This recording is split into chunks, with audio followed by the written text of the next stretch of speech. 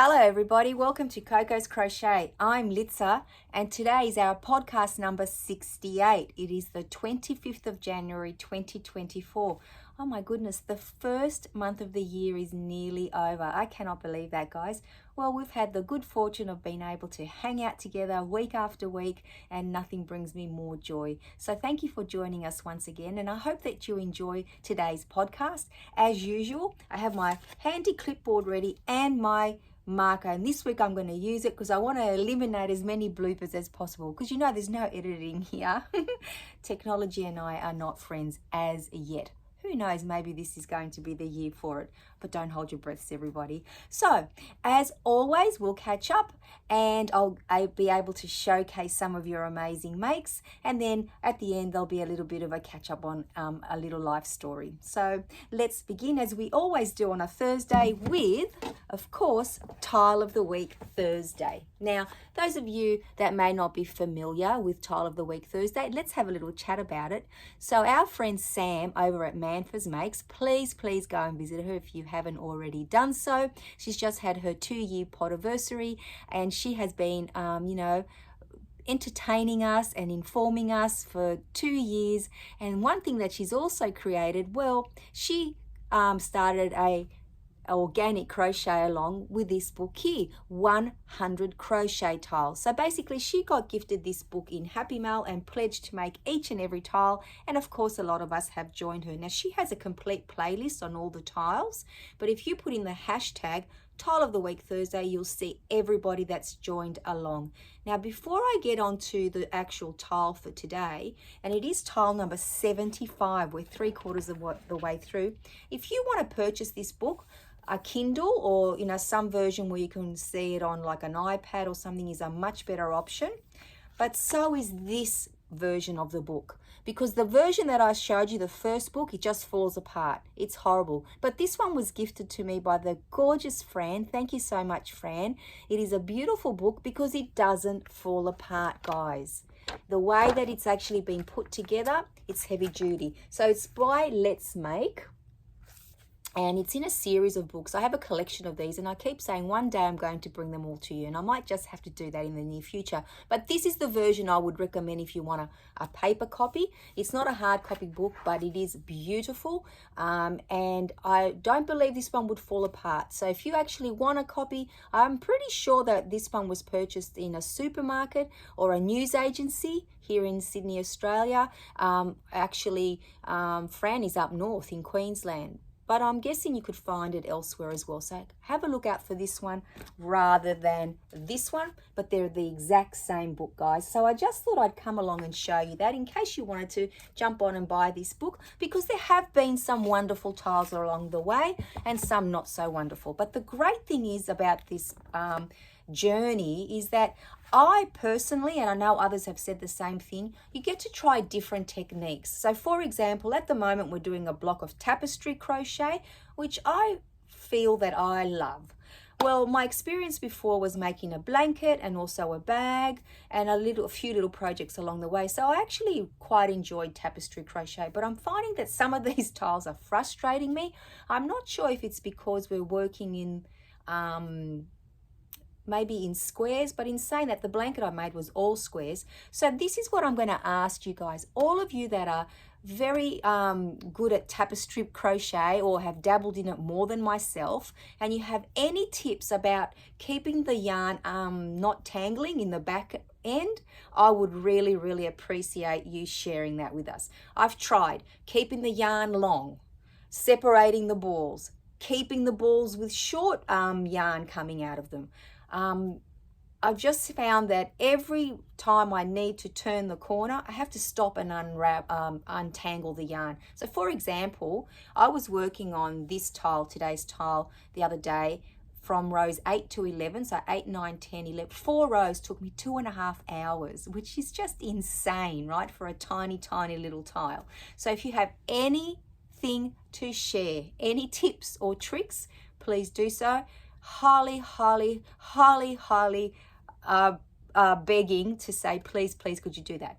So let's move right along after that. So this week's tile is number 75, as we said, and it's called King's Cross. And this is what it looks like, guys. Let me show you here. Again, as we said, tapestry crochet. It looks almost like, I think on mine especially, I'll show you mine. If I feel it's like someone's blobbed watercolors on it, and they're sort of like seeping into the background, so they're bleeding into it. Is that a term that you used? But that's what it looks like. It wanted you to use 5 colors. I used, as always, out of the 7 colors that I have put aside for this, the tiles, my 100% Marvel acrylic yarn. So it's 100% 8 ply or DK weight, and I'm using a 5mm hook to create all of them. So in essence, my blanket will have a nice cohesive, is the word cohesive, look about it, because all my yarn is the same. The color combinations will be the same, like, you know, the same color, 7 colors that I'm using, but of course they'll be in different sizes. So I jumped on at tile number 25, so I don't quite have 50 tiles, which is nearly a year's worth of tiles. That's amazing, because I missed out on a couple. But along the way, I've shared those journeys with you in each and every podcast. So if you go, you know, and have a look, if you haven't already seen them, you'll see why I didn't finish a few of them.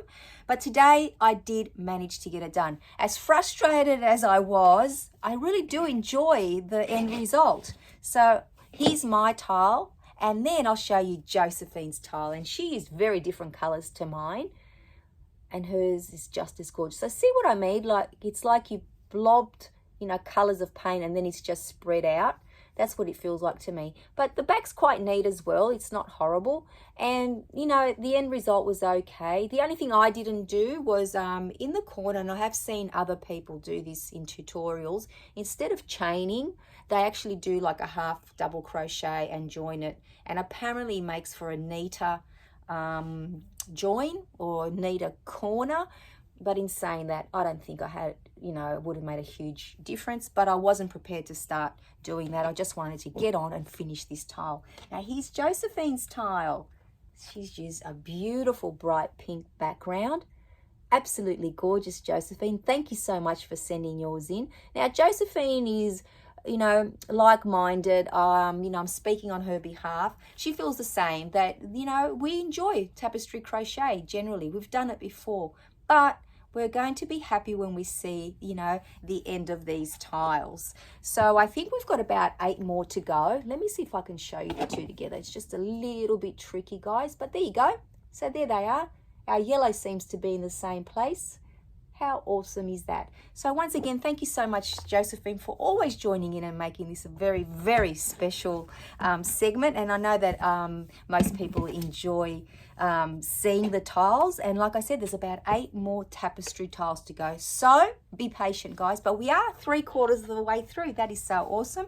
So tile of the week, Thursday, number 75, tick, done and dusted. Let's see what next week brings us. Okay, should I be excited or scared? We'll find out next week, right? So let's keep trucking along now. So my favorite part, as you all know, is this, showcasing your awesome makes. And from that, what do we get, guys? More inspiration to add to our crochet to-do list. I know I certainly do. Absolutely love this segment. And thank you to each and every one of you that takes the time to send in your makes. We all love seeing them. Now, our very, very first make comes from our beautiful friend Shirley, and Shirley used some gorgeous Karen latte cakes. Now I'll show you the ones that she used here, and I'll tell you about the colorway. So she used 2, one to make a shawl, and I'll show you that in a moment, and one to make a beanie or a hat and scarf set. Beautiful, beautiful color, and it's coconut cream. That's the colorway. Now I have seen the latte cakes. I'm guessing most of you would have, but if you don't know, they're a very, like, my gosh, one of the softest yarns, and they're very, very, like, there's a halo on them, very, very furry, I was going to say. And Shirley actually says that they're a blend of acrylic and nylon, furry loveliness. Now this is her beautiful shawl, and it is a Bag O' Day pattern, and it's called the Jessica shawl. I'll bring it up close for you. And of course I've added this to my crochet to-do list. Thank you, Shirley. And also I will show you, I'll bring them up nice and close for you. Now Shirley used her other Karen cake to make a scarf and hat set, and it is made with a V-stitch. Absolutely gorgeous. There you go, up nice and close. Beautiful colors. Absolutely love this one. So it's the coconut cream colorway. So thank you, Shirley, for sharing those with us. Now, Liza, as always, has been very, very busy crocheting some amigurumi. Now, this looks to me like it's one of those little knot loveys, because I can see little knots in its legs. Oops, I've cut off its little head. So here it is here. Now, this pattern comes from the Crochet Now magazine, number 103, and it's called the Dusty Dragon. And Liza said that she used a 5mm Clover and More hook, and I'll show you the yarn that she used as well. Oh, and here's the back of the little dragon. Very, very sweet. He's got his little wings on his back as well. And this is the yarn that she used. It is what is it? A velvet chunky yarn. Very, very pretty colors in that. So thank you, Liza, for sharing your little dragon with us. Very, very sweet. I've never made one of those knotted loveys, but I have seen quite a few people make them. So maybe that'll be next on the list. Again, added it to the crochet to-do list. Now, our friend Thea was very, very busy over the Christmas period. And let me show you up close. She made quite a few of these coasters for her daughter to take to work as gifts. And in total, I think she made 25, I believe, yes, 25 coaster sets. So I will just flick through them all here. Oh, come on. You know, my iPad and I are sometimes not best friends. This is one of my favorites. I think a lot of you would agree. Sorry, guys, I'm just trying to, there we go. I'm just trying to see what's the best way to show you. Oh my gosh, look at all these gorgeous colors.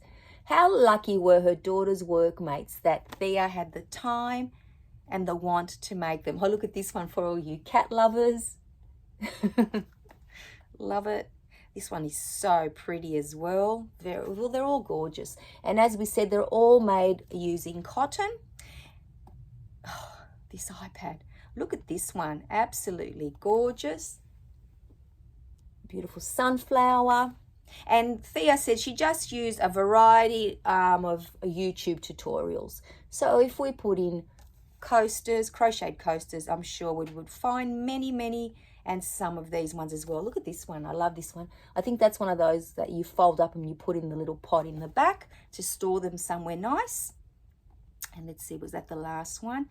Yes, it was. And I just want to take this opportunity to say happy 18th birthday to Thea's daughter. It is today and they will be celebrating later on. And congratulations to you, Thea. You have an 18-year-old. So that's an adult, really, isn't it? So yes, good luck as the next, part of this journey, takes you wherever it does. Enjoy. So happy birthday to all of you today. So thank you so very, very much, Shirley, Liza, and Thea, for sharing your awesome makes with us. As always, I love to see them, and I'm so happy that you allow me to share them with everybody, because I know that this is one of the everyone's favorite part of the podcast. So let me tick that off, guys, because I don't want to miss out on anything today. So that was showcase. Now, there is a segment that's been going around YouTube, a hashtag, things we're making Thursday, and I have been watching people's videos over the past year and always thought, oh wow, it looks like it's so much fun, but last year they were using like specific designers. So if you guys put in the hashtag TWMT, you'll see there's about 30 channels that have contributed to the videos. But this year, the great thing is that they're using like a theme for each month. And this month is slippers. And I just happened to make some slippers the other day for our crochet with blanket yarn. So I thought, what a great opportunity to also pop in, the things we're making Thursday segment to support them as well. So if you haven't already seen that video, please go and do so. It's episode 10. So I've actually finished my partner's pair here, and these slippers and my pair here, I finished them, were all made with my Mill-End scrap, not scrap, well, some of them are scrap, my Mill-End's blanket yarn, which I got in a huge haul. And the pattern that I used is by Diving Ducks. Where is it? I've got it written here, guys.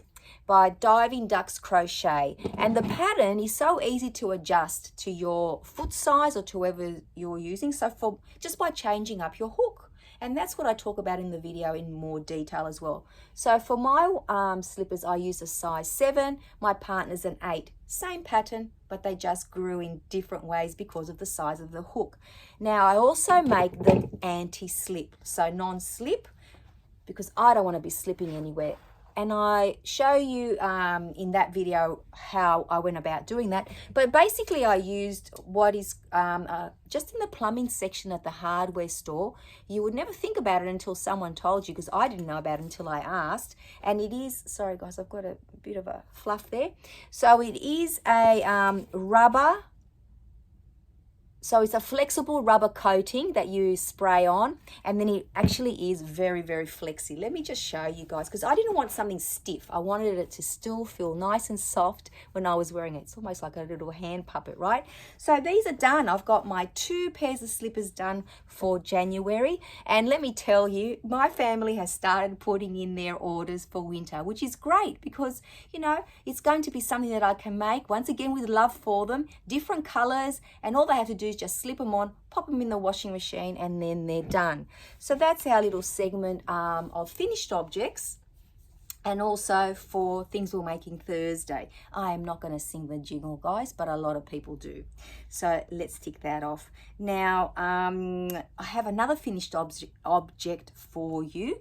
So let me just show you.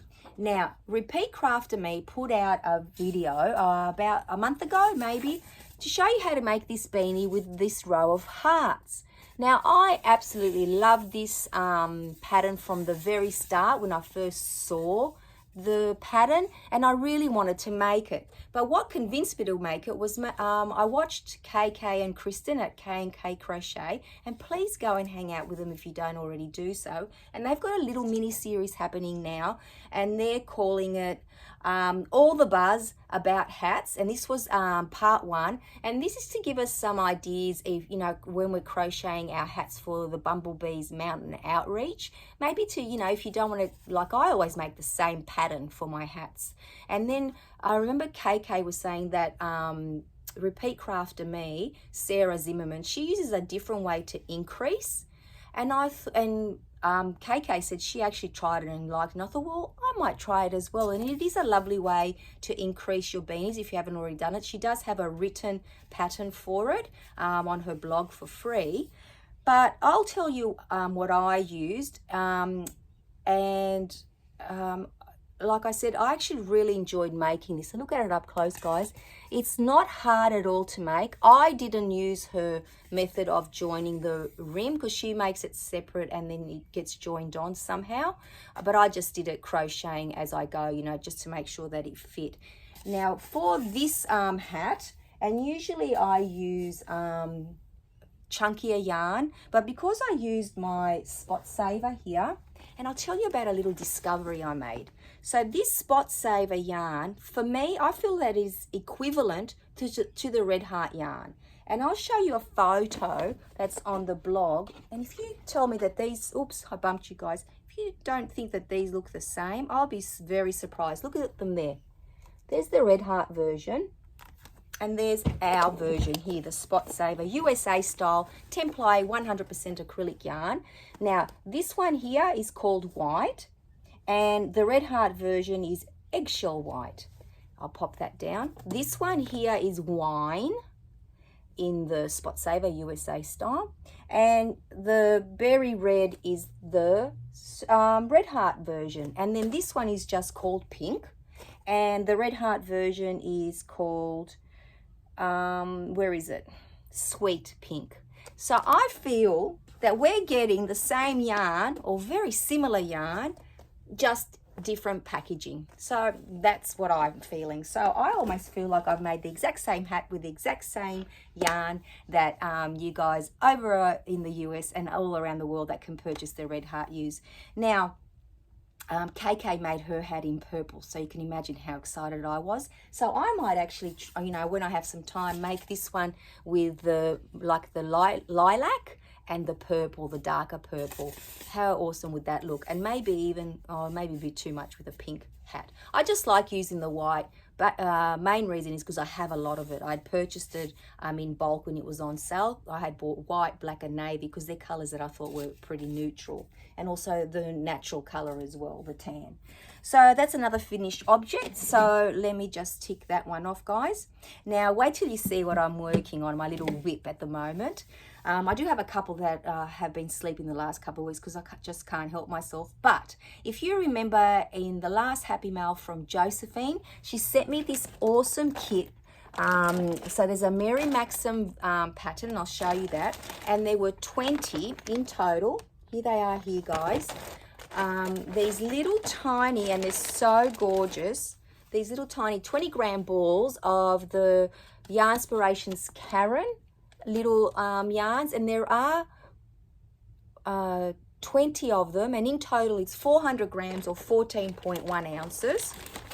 And out of this whole pack, and I've got all that to go, I needed to take out 1, 2, 3, 4, 5, 6, 7, 8, 9 colors. I've got 2 blues, but I'm only going to use one of the dark blues. 9 colors, because I want to make this gorgeous little granny square cardigan. Now it is a Mary Maxim pattern, which I know a lot of you can access if you like to.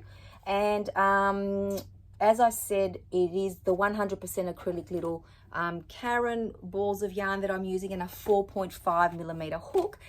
Here's my hook here, because I didn't want to use a 4 and I didn't want to use a 5. So I thought I'd start off with a 4.5 millimeter, and it seems to work. But look how cute it is. I've actually pinned all the, so I've made all the squares and I've put them together with some stitch markers. How adorable is that, guys? And I'll show you the other side.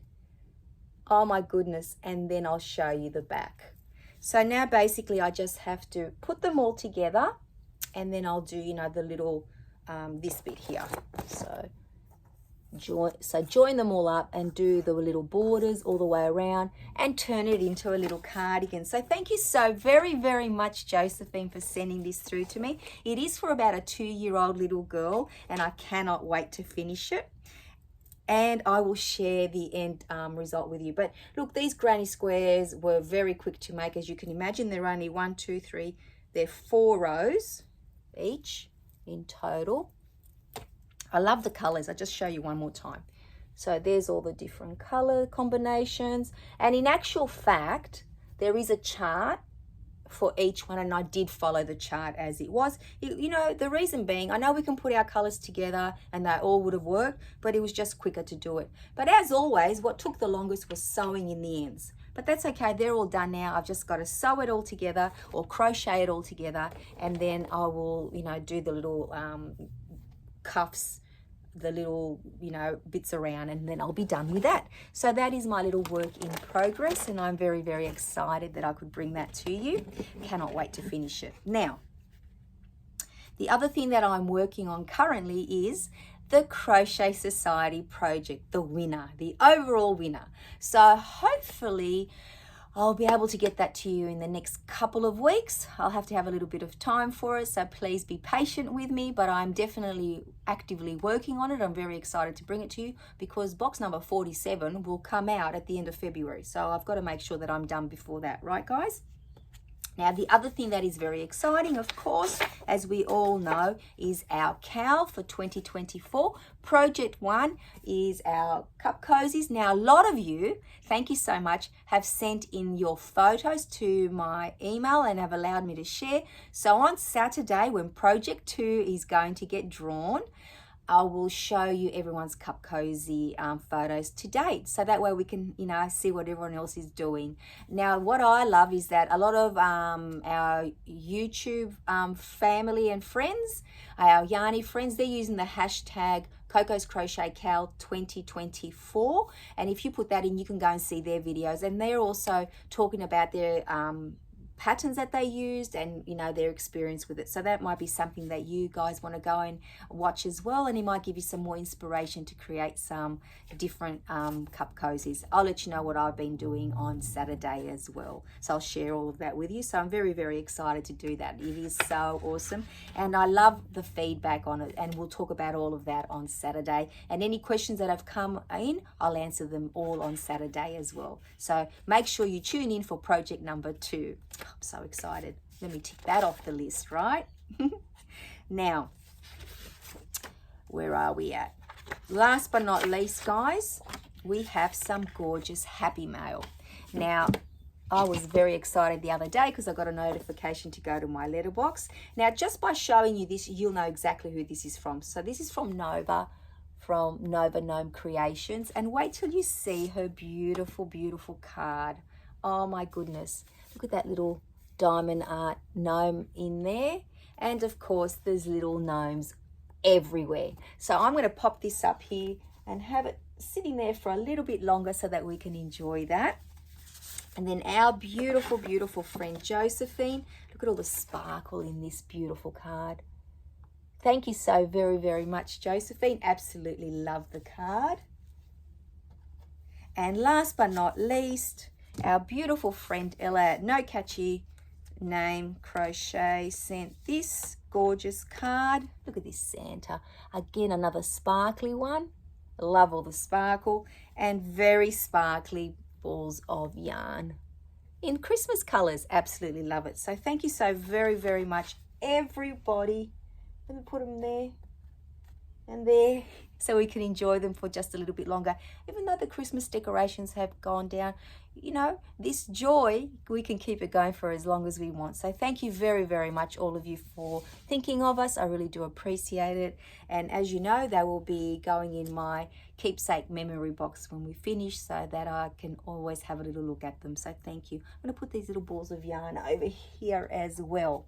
So that's pretty much it for the crochet side, guys. I have been, you know, very lucky to have had school holidays up until now, but let's get on to life now. I do go back to work on the 30th of January. It just amazes me how quickly the time goes. And it doesn't matter if you have 1 week off or a month off or even a bit longer like I did, the time just catches up with you. But I have had the luxury of being able to be at home because I've realized I am a real homebody, and I've been just crocheting, hanging out with you guys, and just, you know, really resetting. So it's been wonderful. Although there have been things going on in the background, I've still managed to take that time off because, as we know, most of the year we're all running to catch up with everything. So I've really taken advantage and enjoyed the opportunity to be on proper school holiday break. So as I said, I'm going back on Tuesday, guys, so things might change a little bit.